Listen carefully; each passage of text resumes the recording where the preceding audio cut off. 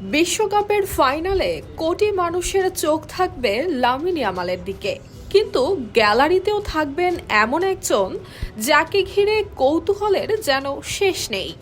ইনেস Garcia, যাকে এরই মধ্যে ৪২ লাখ টাকার হীরাখচিত নেকলেস গিফট করেছেন লামিন।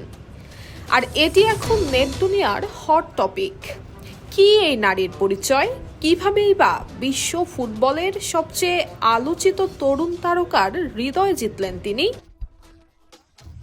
মাঠে ইয়ামাল গোল করলেই গ্যালারিতে উচ্ছ্বাসে ভেসে যান ইনেস। তবে তাদের প্রেমের গল্পটা একেবারেই সিনেমার মতো নয়। না কোনো বিলাসবহুল পার্টি, না কোনো নাটকীয় প্রথম দেখা। সবকিছুর শুরু হয়েছিল সামাজিক যোগাযোগ মাধ্যমে। দীর্ঘদিনের কথোপকথন থেকেই ধীরে ধীরে গড়ে ওঠে প্রেমের সম্পর্ক।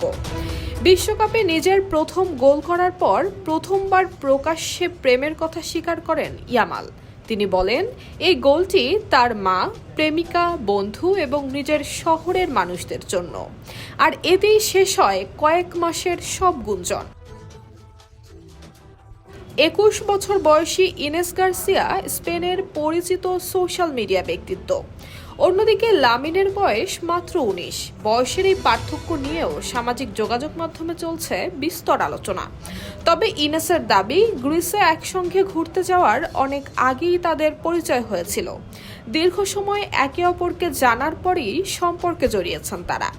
এরপর থেকে স্পেনের প্রায় প্রতিটি ম্যাচেই ইয়ামালের জার্সি গায়ে গ্যালারিতে দেখা গেছে ইনেসকে।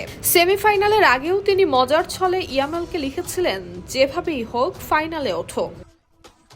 ভ্রমণপ্রিয় জাস্টিন বিবারের ভক্ত এবং সোশ্যাল মিডিয়ার পরিচিত মুখ ইনেস গার্সিয়া এখন শুধু লামিন ইয়ামালের প্রেমিকা নন, নিজস্ব পরিচয়েও আলোচনার কেন্দ্রে।